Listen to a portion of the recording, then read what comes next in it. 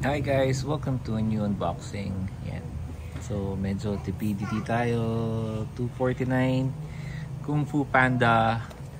So recently nag-showing yung Kung Fu Panda 4. Hindi pa natin siya napanood pero obviously maganda yan kasi Jack Black. Yan. And tumitingin yung ako. So marami siyang figure.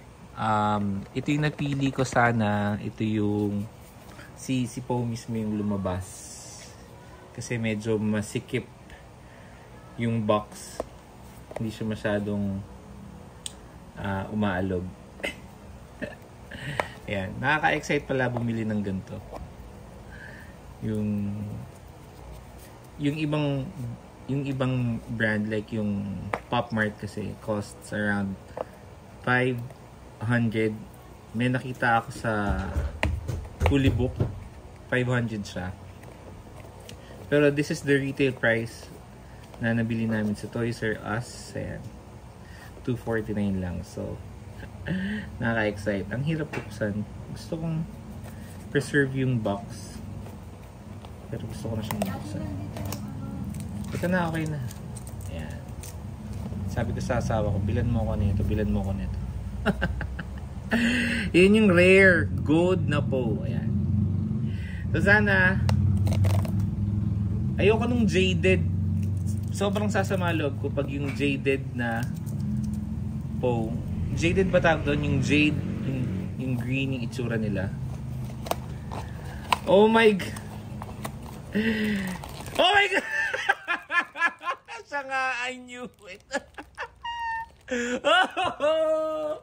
Amazing! Sabi na eh.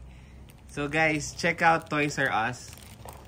Kalagay nyo lang yung box. Pag masikip, si Poe talaga yun. So, ayan. So, sobrang obvious ng mga hindi. Sobrang saya. Sobrang saya na ito. Ayan. Ayan, kinatan. The bear daw. Panda. Nice detail. Ayan, no. Ulitin ko yung Kung Fu Panda 3. Like, huge fan of this series. Yan, movie series na to. Lahat pinanood ko. I think, yung tatlong yun pinanood ko sa sine. Way back 2009 onwards. Yan.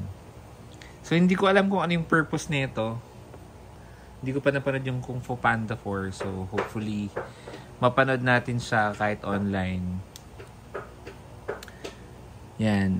Head Start 2023. Made in China, of course. Yan. Pero ang ganda ng detail niya.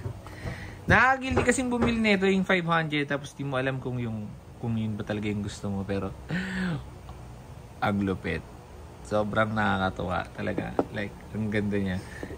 Yung rare, yung gold, yung gold. Yan, yung gold. This is the rare figure.